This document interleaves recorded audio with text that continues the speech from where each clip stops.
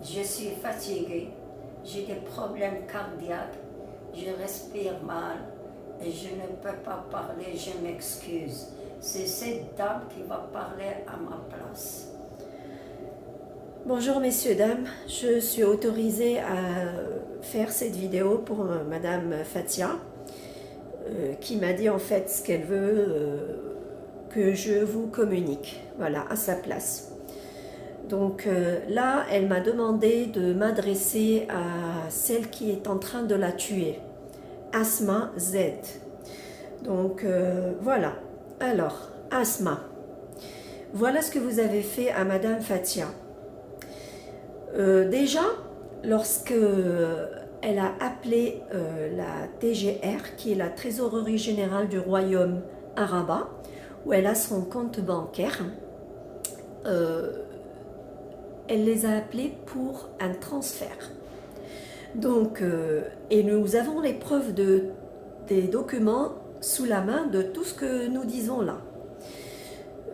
Donc, ils ont pris contact avec l'OC et l'OC refuse de répondre.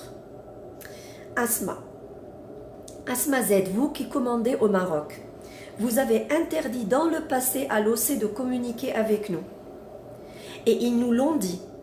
Ils nous ont dit qu'ils ont reçu un appel du Palais Royal et qu'ils ne peuvent pas nous répondre à Madame Fatia, et qu'ils ne lui effectueront aucun transfert. Donc la TGR, cela fait plus d'un mois qu'ils sont en train d'attendre une réponse, ne serait-ce qu'un oui ou un non.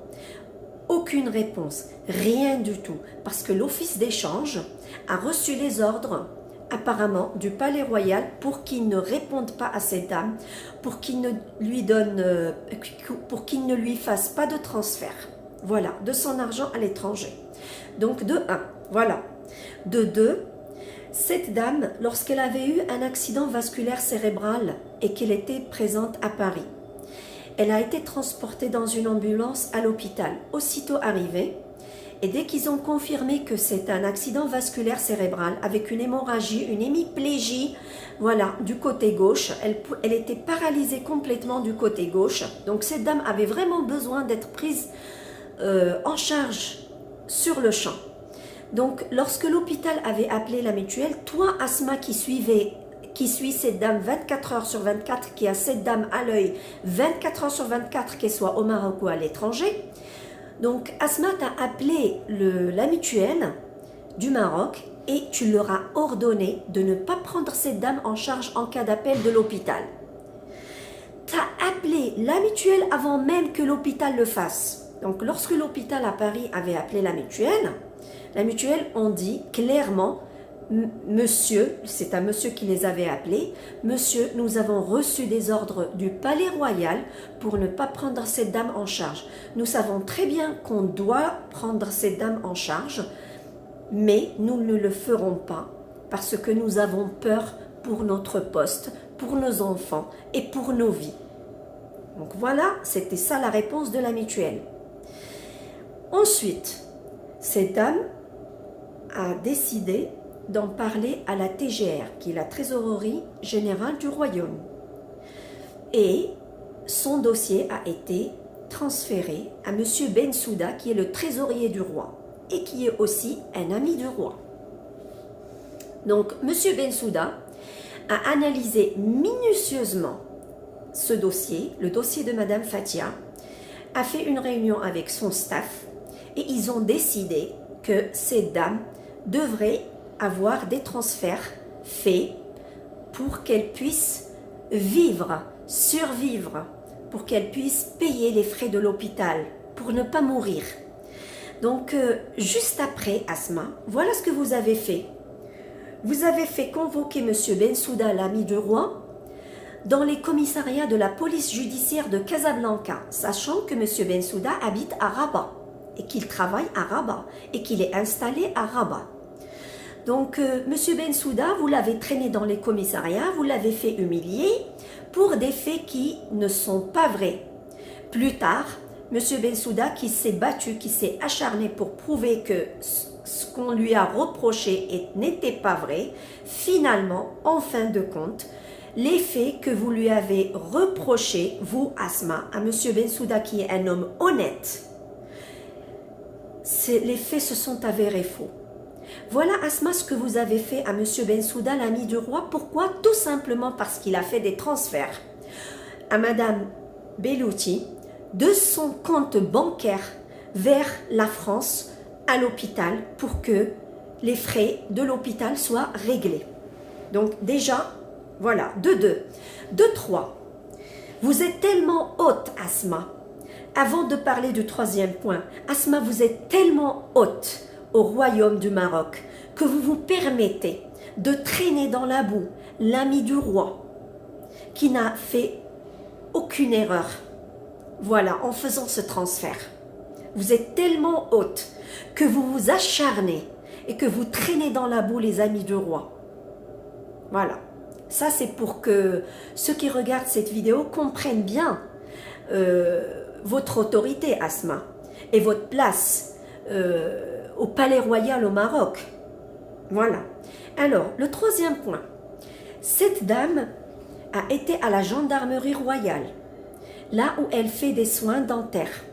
Elle s'est présentée à son rendez-vous pour faire un plombage pour 2 dents. Comme elle est suivie par vos hommes, Asma, ils vous ont appelé et informé qu'elle était à la gendarmerie royale en train de faire des soins pour ses dents. Et votre bureau, Asma, a appelé et a ordonné à ce que les dents de cette dame soient arrachées. Alors, la dame, la pauvre, quand elle s'est réveillée avec les dents arrachées.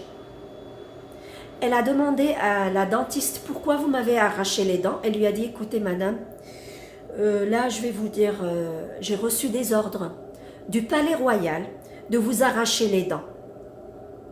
Et je ne peux pas faire autrement, parce que sinon je serai éliminée.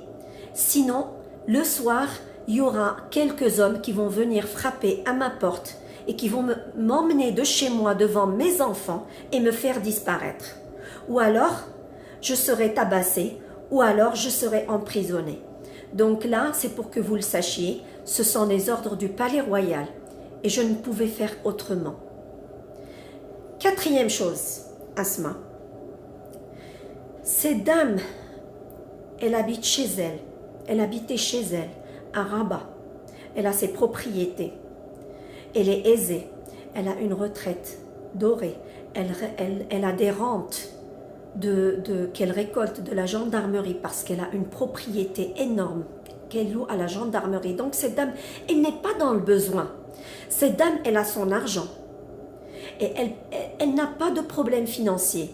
Asma, qu'est-ce que tu as fait? Et tu sais très bien ce que tu as fait.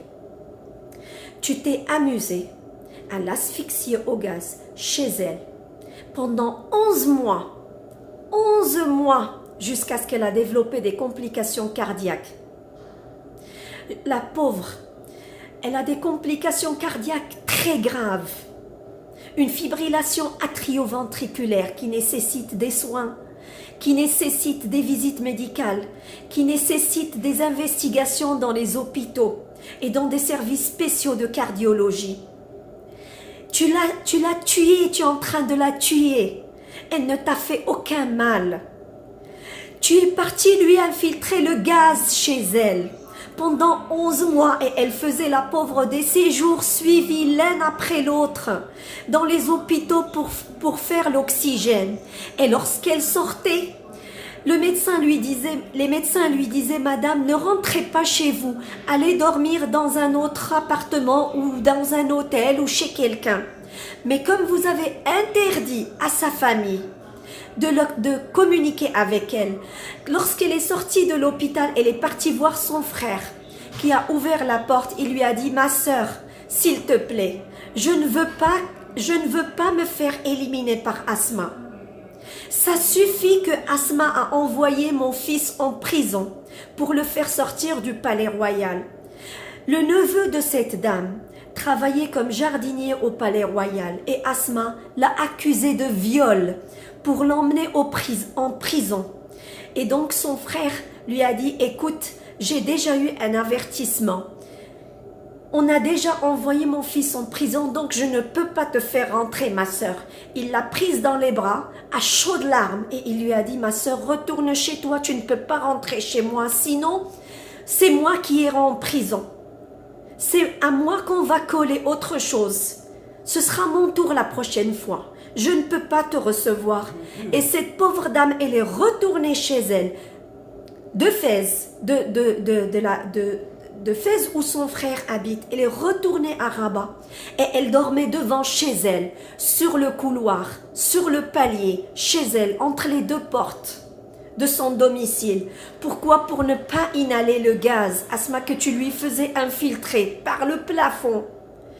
Tu as saccagé son chez elle. Et elle a dormi pendant des mois devant chez elle, jusqu'à ce que le froid lui a fait mal. Voilà, lorsqu'il pleuvait, elle était sous la pluie. Lorsqu'il faisait trop chaud, elle était dans la chaleur aride. Voilà les conditions dans lesquelles elle a vécu, sachant qu'elle a son chez elle. Voilà ce que tu lui as fait à cette dame.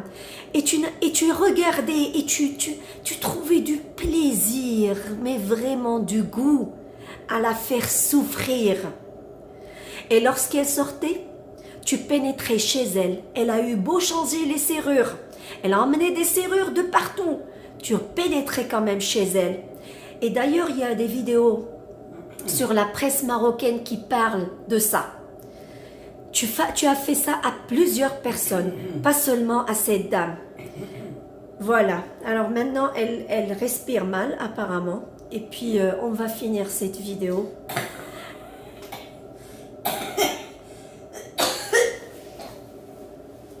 Voilà, tu as privé cette dame de son argent. Asma, tu es si haute, au point que même dans le Parlement marocain, on dit « Hukuma al-Mehkouma », c'est-à-dire que le Maroc est sous une entité illégitime qui commande contrairement au Dostour marocain qui a été établi par le roi. Asma, tu es si haute que tu fais le contraire des ordres du roi. Asma, tu es si haute que voilà ce que tu as fait aux amis du roi qui étaient des directeurs des établissements publics. Tu as menti au roi, tu lui as dit que c'est des voleurs, alors qu'ils n'ont rien volé. C'est parce que ce sont ses amis. Voilà, c'est pour les éliminer de son entourage. Eux qui vont lui rapporter ce que tu es en train de faire aux Marocains, voilà, tu les as éliminés. Et tu les as fait remplacer par d'autres qui t'obéissent à toi, Asma. Voilà ce que tu as fait. Voilà comment tu gères. Tu gères mal, Asma. Mais bon, la dame, elle est fatiguée. On va arrêter cette vidéo et puis on va reprendre plus tard.